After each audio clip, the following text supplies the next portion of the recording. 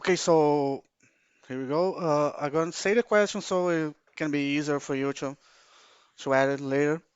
Uh, why the name Spleenful? Well, first of all, thank you for having us. It's always really nice to talk from someone from Rainland about our music. The name Spleenful came out from the word spleen. The word spleen it's came from it's actually French. It's kind of a feeling, an emotion about creativity and melancholy from the romantic poets like Charles Baudelaire, Lord Byron, Álvares Azevedo. It's a Brazilian writer that really influenced me a lot. I used to read a lot of his works during my teenage years. So basically came out from this because of the lyrics, which are pretty much based on old literature, romantic poetry, and other literature from poets from that period. So basically, it came up from that, spleen, then spleenful songs. So kind of, it, it was initially meant to be Spleenful 69, which thank Satan, thank God, whatever. It didn't end up like that because it would be really terrible. And ironically, we almost ended up playing with the 69 Eyes a few years ago, so it would be nice if the name would be the 69 Eyes and Spleenful 69, but it ended up being Spleenful. Basically, just an occasion because we designed the logo and it, it was really cool, just Spleenful, so it ended up with the band name that way. How did your band get together? We started back in 2012. Um, it was basically me and our former guitarist, Lucas, which he recorded our first EP. Basically, we wrote the songs together, just me and him. And by that time, actually, we had a few songs that we haven't recorded actually. It was pretty very different from what he really became.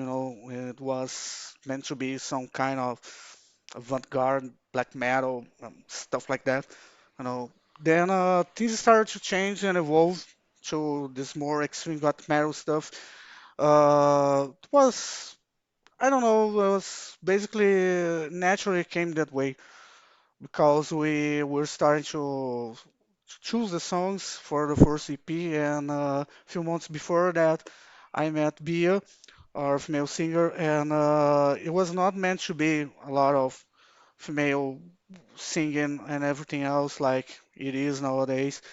But basically, we were searching for a female singer for the songs, and she sent us some demos. I sent a couple songs for her, and she recorded, and we thought it was awesome. So basically, she stayed in the band, and after that, we recorded our first EP, Bittersweet, which was released in 2013. And after that, we had a lot of lineup changes through the years, and by 2015 we did a concert with Moonspell, which which was a big deal for me because I'm a huge fan from them. And after that we had some lineup changes, and that same year we got one of our one of our guitarists joined the band that year, Elias, and a couple years later we released the Winter Solstice String promo video, and few months later our other guitarist, Marcelo Campos, joined the band and we did the Therion concert. And right now, the band is resuming for the four of us and some other higher musicians that we are working together to work on the next songs. And we expect to release at least a single until by the end of the year, maybe, and probably our record full length next year. It was actually it's supposed to just finish the record by now, but all that pandemic shit, and wherever, and it became a mess up situation. Who are your biggest influence? Well, just wait a minute. Beer first.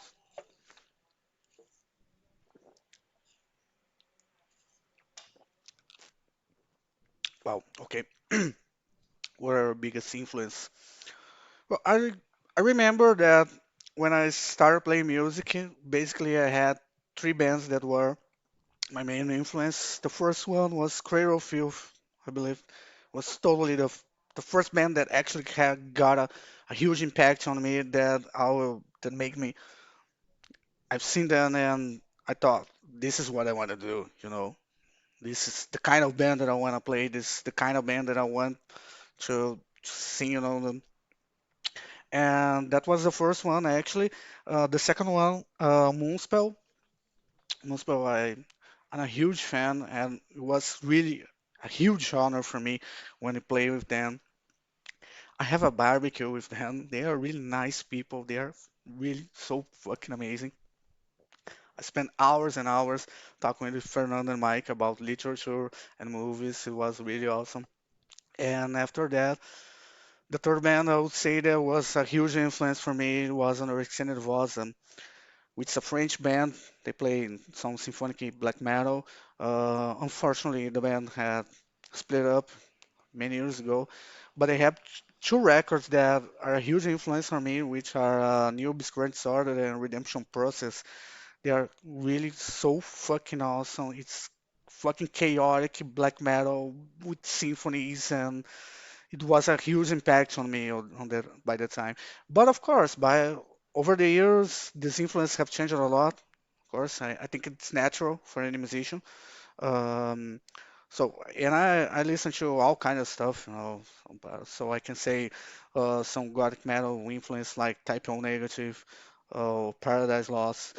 Um, I also enjoy. I'm a huge fan of Devin Townsend. I started to listen to him many years ago, probably by Strap Young Ledge and then his solo works. But I also listen to a lot of stuff that are totally non-metal, like trip hop, like Portishead, Massive Attack, stuff like that. No, so basically, and of course, classical music.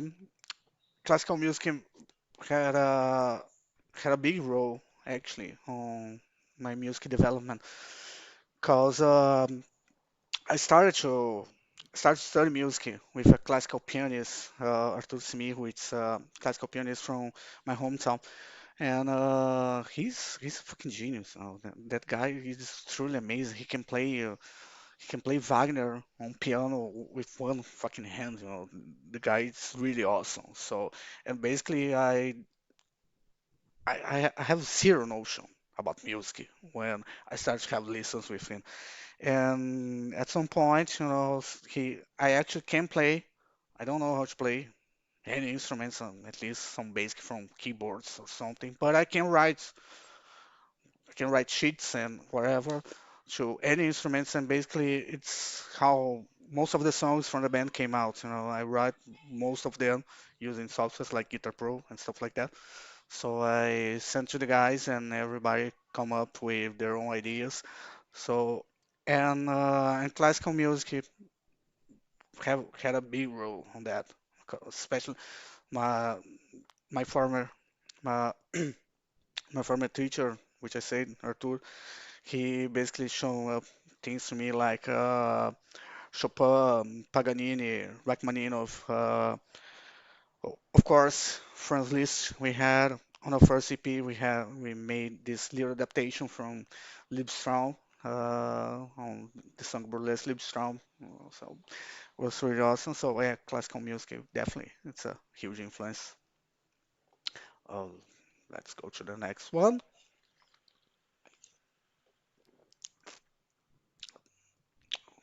Oh,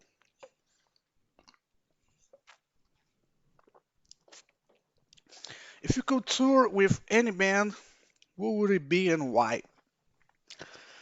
Well, well, as I said, Cradle of Filth, huge influence on me. It would be an honor to play with them. Uh, let me see. Let me see. I would love to tour Devin Townsend. I mean, he's an awesome guy, and of course, I'm a huge fan. I think our music is not really, it wouldn't fit well on maybe on a tour bill, but whatever. I think that would be nice, and I would love to talk with him as well. Uh, Let me see. Looking on a much on a bigger scenario, of course, Iron Maiden. It's my favorite band ever. Definitely, I would love to tour them and Rammstein. Not only because I like their music, not a huge fan, but I really like their music. But of course, the stage production and no, the concert as a whole, I think it would be really awesome to do a tour with them. So maybe, and I would also say Marilyn Manson because I think he's a great artist. He also have a big influence on me. So and it would be really some really crazy shit happening, backstage or whatever. So it will be really cool to tour with him. Oh, how did you get to got metal? So, how did you get into got metal? That's a really interesting one, and I'll tell you why. I started listening to metal about 20 years ago, and by that time, in Brazil, it was not common to have internet connection. It was actually a shitty connection, so it was pretty hard to find, some bands that we need to. But we have a lot of magazines by the time, and I remember that really specific magazine was named Rock Brigade, and they have that letter session where we can send a letter and people can actually get in touch with you, and trade tapes and CDs, whatever, like that old school style. So, and I remember pretty well that by that time I sent a letter to that magazine, and I got a lot of replies, and one reply in specific, and that's the interesting part of the story. It was from a girl from Ijuí, which is a city near Porto Alegre and wherever, the place I live. And we used to talk a lot, so she was listening to a lot of these gothic metal bands, and she was the first one that introduced me to that. And bands like My Dying Bride, Paradise Lost, Anathema, a lot of this stuff, so Type O Negative, which I really love Type O Negative. So, and she was the first one to actually talk to me about these bands, and which I also have read on these Brazilian magazines. So I started to look after these bands, and it made a huge impact on me, really huge impact. And whatever. So we live in different cities. We have met just a few times, and that's the interesting part because it becomes it's a little bit tragic, because a few months before we play with Therion, she had passed away. So we did a song that was it's called Noir. It's a song that's going to be on our next record, and I dedicated to her because basically it was just we never been close friends, but she basically was the first one that introduced me to these bands and it made a huge difference. So probably I wouldn't be doing this kind of music if it wasn't for her. So it was a nice tribute, on the biggest concert that we did, dedicate this song for her. So yeah, that's basically how I got into this kind of music. Mm.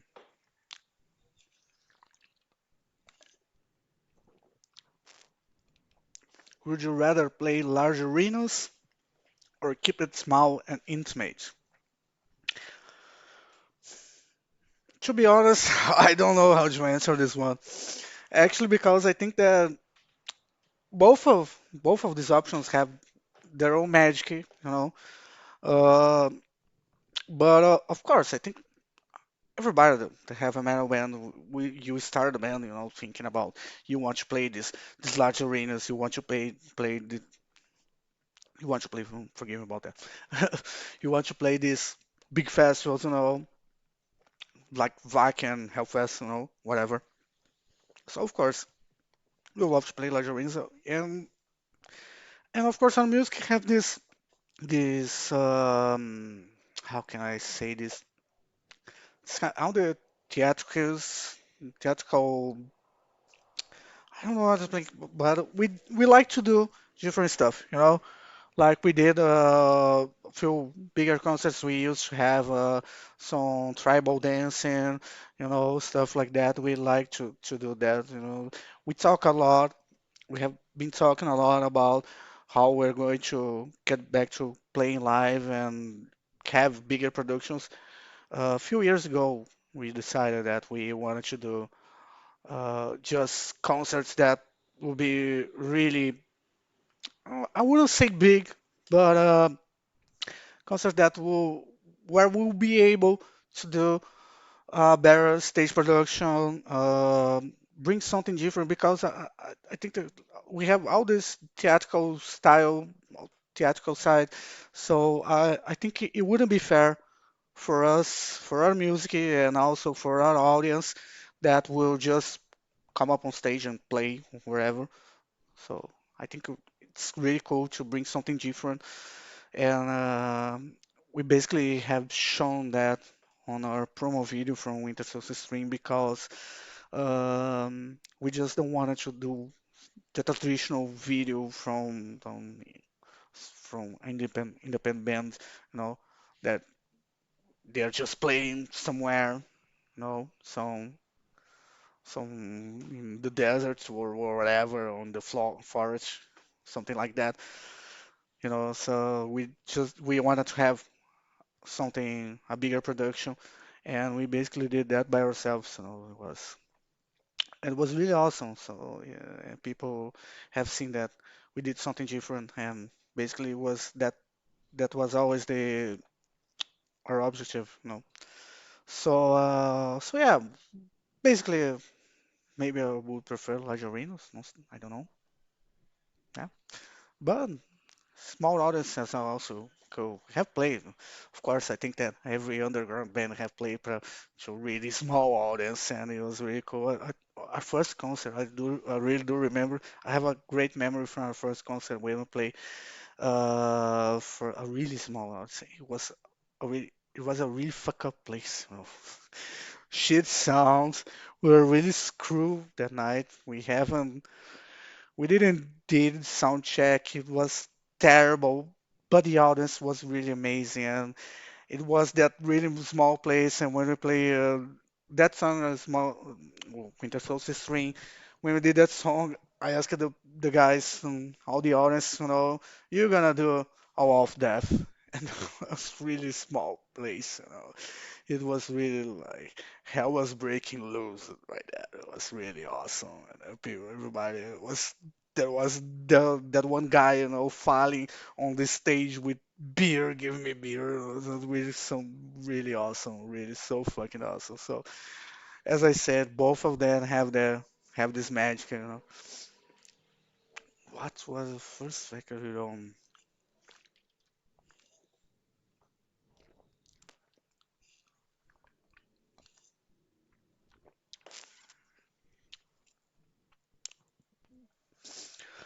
So what was the first record you owned?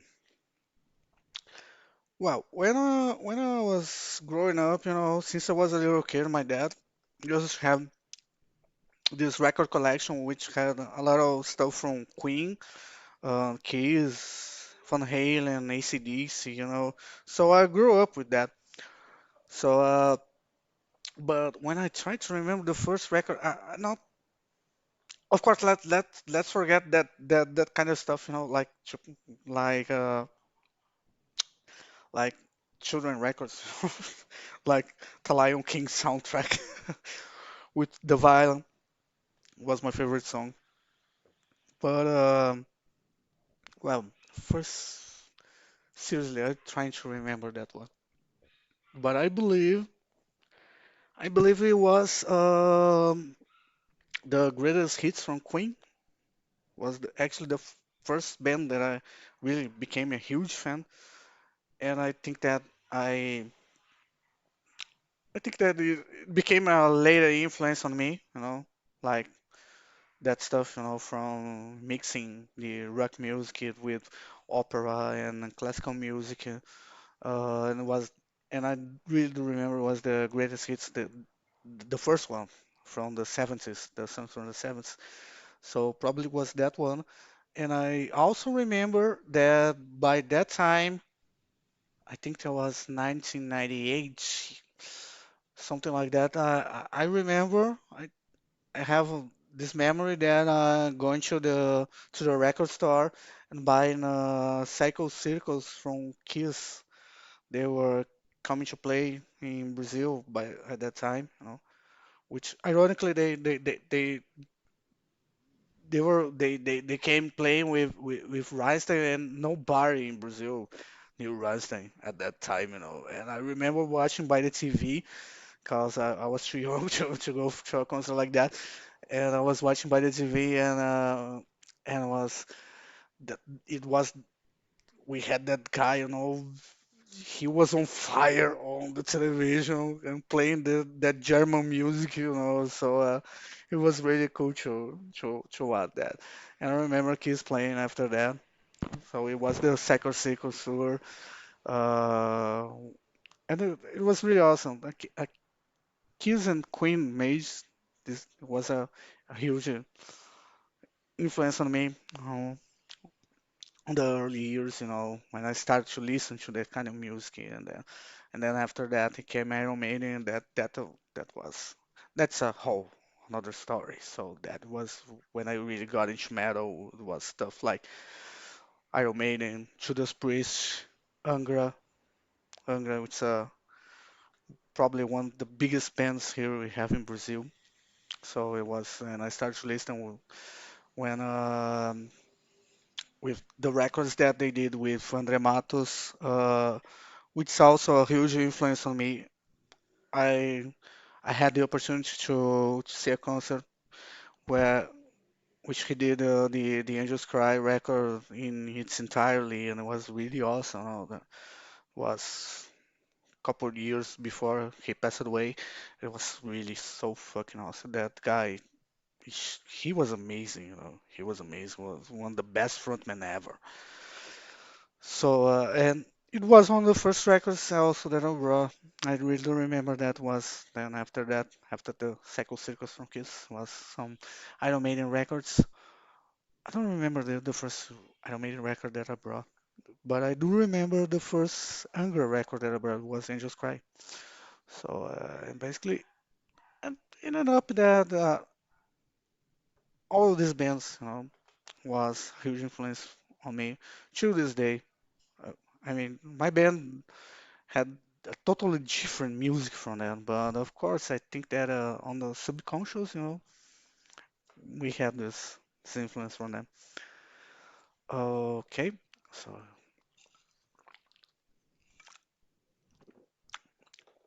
where can you see yourself in 5 years? To be honest with you, I can't see myself in 5 months. Maybe 5 weeks is going to be difficult because I mean, everybody's is when we are going through this very fuck up moment of this pandemic and everything stuff, But basically, talking about music, I believe that in 5 years, I expect to have at least, I don't know, two records recorded. So records recorded with Spleenful. So, and I had a lot of songs for that, believe me. We had a lot of songs for that. So, so yeah, and we hope that concerts can go back, everything can go back to normal, So yeah, I have once in a while, almost every day, I had that feeling that I fucking need to go to a concert. You know, and we miss that stuff. You know, and I think that everybody that listens to metal that are locked at home today, you can fucking listen to some Slayer song. You know, listen to Slayer. So I need to headbang. You know, I need to go to a concert and fuck shit up, all that stuff. So so of course, so what I hope the most for the next 5 years is that we can go back to play concerts and attend concerts like the way we used it to. The last one, what kind of legacy do you want to leave? Oh, I never thought about that.